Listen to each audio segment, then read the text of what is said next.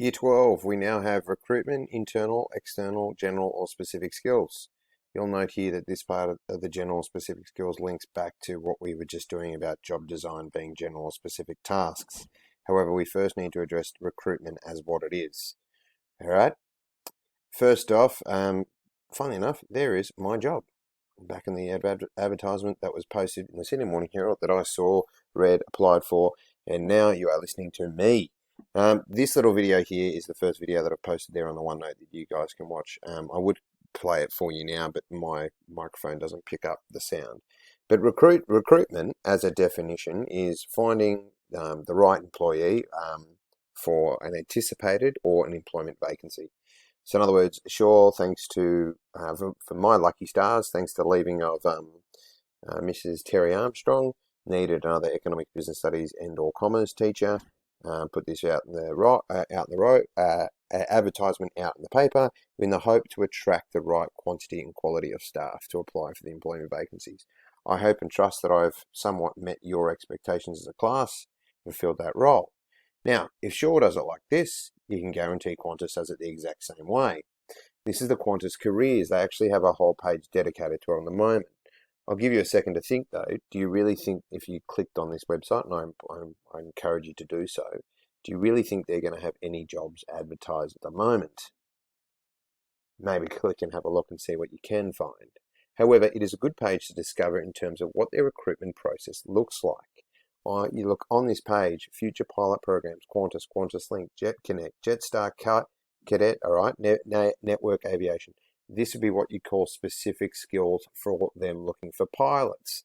But on the other side of the website over here, if you go Qantas Careers, they have broader careers in different areas that they are looking for additional employees. So they have specific roles. We just need pilots, and we have a pilot in their recruitment program for pilots.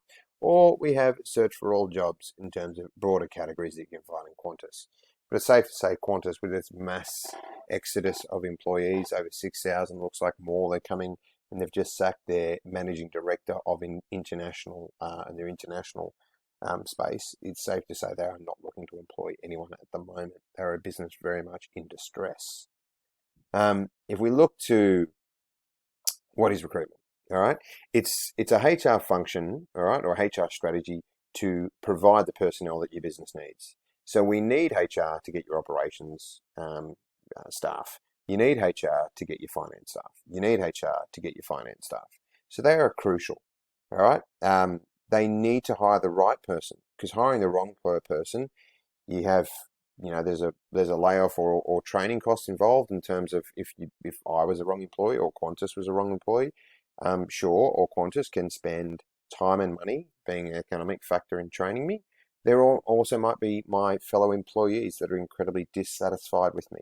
They even could be as far as in terms of illegal acts and or discrimination within the workforce, which then provides further problems. And there's a further strategy that we've already addressed in terms of workplace disputes and the like that need to then be brought in as an additional HR strategy to combat one of the issues that is working with this staff. All right, so HR and recruitment is the strategy of employing the right person for your business. If you get it wrong, it costs you a lot. If you can get it right, it means that the business overall productivity, satisfaction, and employee empowerment and employee output increases. So there's two methodologies that can do it. You can do it internally or you can do it externally. All right, internally, if we look at this one first, all right, you can actually employ from people that have former applicants. In other words, there was two people that went for a pilot role. Jane won it over Jim. The next time round, well, there's now another pilot role because one of our other pilots have retired. We no longer need to go through the reapplication process. Let's just go back and hire Jim.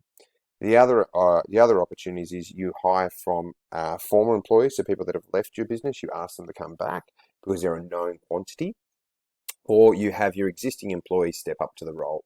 Qantas could be, that progression of someone from, baggage handler to flight attendant, and from flight attendant to lead flight attendant, then moving into the marketing team. An example here at Shaw is staff moving from that to a housemaster role.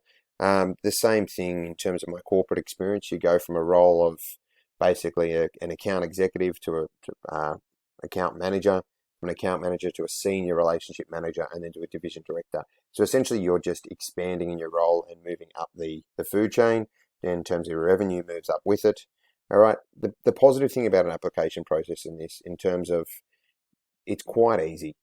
It's used in an internet posting, or for example, you can post it on the internal website for staff only to see.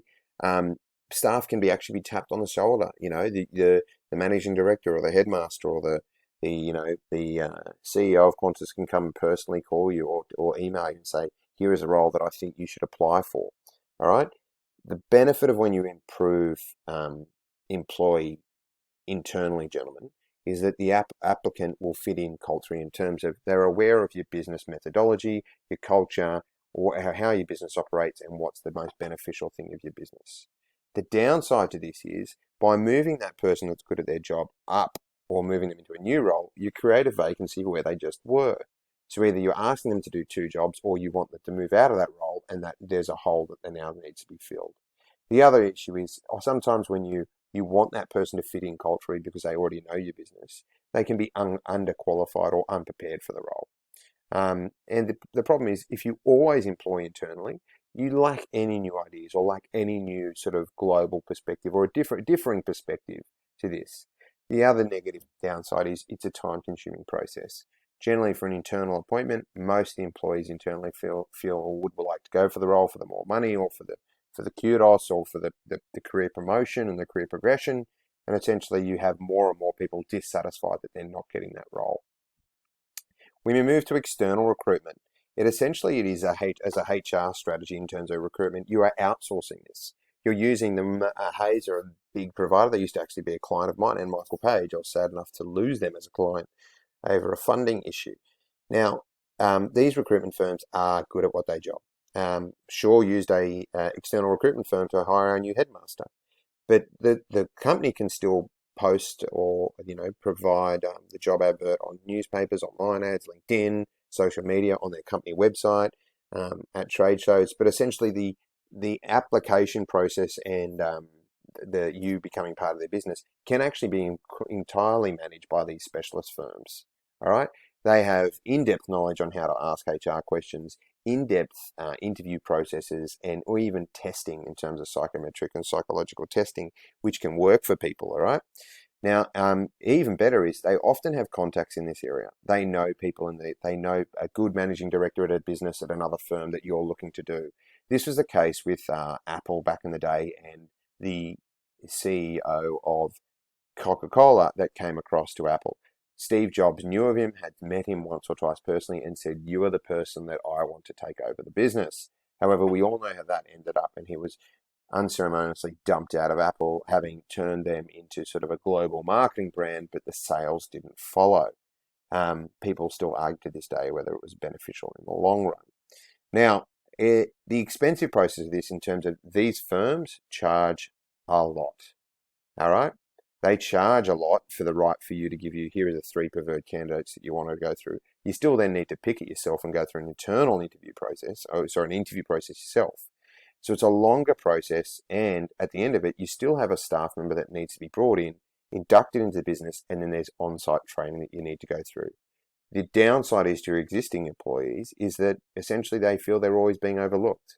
There's no career progression internally, and therefore you ultimately have dissatisfied and demotivated employees.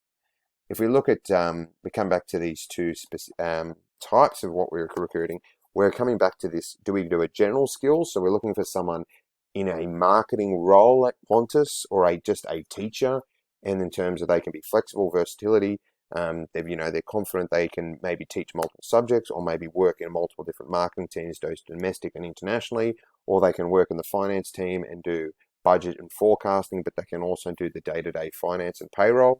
All right, so in other words, they're highly specialized, they're very broad in terms of what they do. Or do you go very specific in terms of, we're only looking for a pilot?